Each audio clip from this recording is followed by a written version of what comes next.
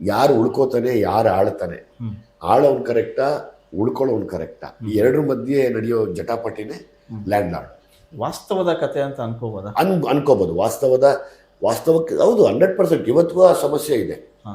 ಇವತ್ತಿಗೂ ನೀವು ನೋಡಿ ಪಾಪ, ನನಗೆ ಎಲ್ಲ ಕಡೆ ಸುತ್ತಾಡೋದ್ರಿಂದ ಎಷ್ಟೋ ಜನಕ್ಕೆ ಅವ್ರಿಗೆ ಸಲ್ಲಬೇಕಾಗಿರೋ ಆಸ್ತಿಗೆ ಯಾರೋ ಇನ್ನೊಬ್ಬ ಅನುಕೂಲ ಇರೋನು ಸುಳ್ಳು ಕೇಸ್ಗಳನ್ನ ಹಾಕಿ ಅವರ ಇಡೀ ಜೀವಮಾನನ ಹಾಳು ಮಾಡಿದ್ದಾರೆ, ಇಡೀ ಜೀವನನ ನಾಶನ ಮಾಡಿದ್ದಾರೆ. ಅವನು ಯಾರು? ಅವ್ನು ಸ್ವಲ್ಪ ಬುದ್ಧಿವಂತ ಇರ್ತಾನೆ, ಇವನು ಯಾರು ಅಮಾಯಕ ಇರ್ತಾನೆ ಪಾಪ.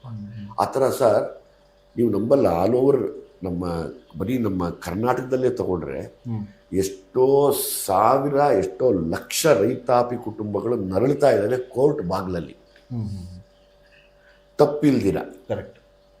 ಯಾರೋ ಒಬ್ಬ ಸ್ವಲ್ಪ ಬುದ್ಧಿವಂತಿಕೆ ಇರೋನು ಎಷ್ಟು ಚೆನ್ನಾಗಿ ಮೋಸ ಮಾಡ್ತಾ ಇದ್ದಾನೆ ಅನ್ನೋದು ಪ್ರತಿ ಸರಿ ಗೊತ್ತಾಗತ್ತೆ. ಈ ಸಿನಿಮಾ ನೋಡಿದಾಗ ಏನೇನೆಲ್ಲ ಇರುತ್ತೆ, ಎಲ್ಲರೂ ಅನುಭವಿಸ್ತಾ ಇದ್ದೀವಿ. ಎಲ್ಲರೂ ಈ ಸಿನಿಮಾ ನೋಡಿದವರಿಗೆ ಜಾಗೃತ ಮನೋಭಾವ ಆಗ್ಲಿ ಅನ್ನೋ ನಮ್ಮ ಆಸೆ.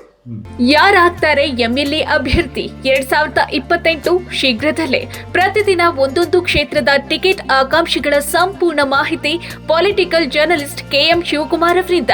ಕರ್ನಾಟಕದ ನಂಬರ್ 1 ಡಿಜಿಟಲ್ ಮೀಡಿಯಾ ನಿಮ್ಮ ನೆಚ್ಚಿನ ಕರ್ನಾಟಕ ಟಿವಿಯಲ್ಲಿ ಮಾತ್ರ.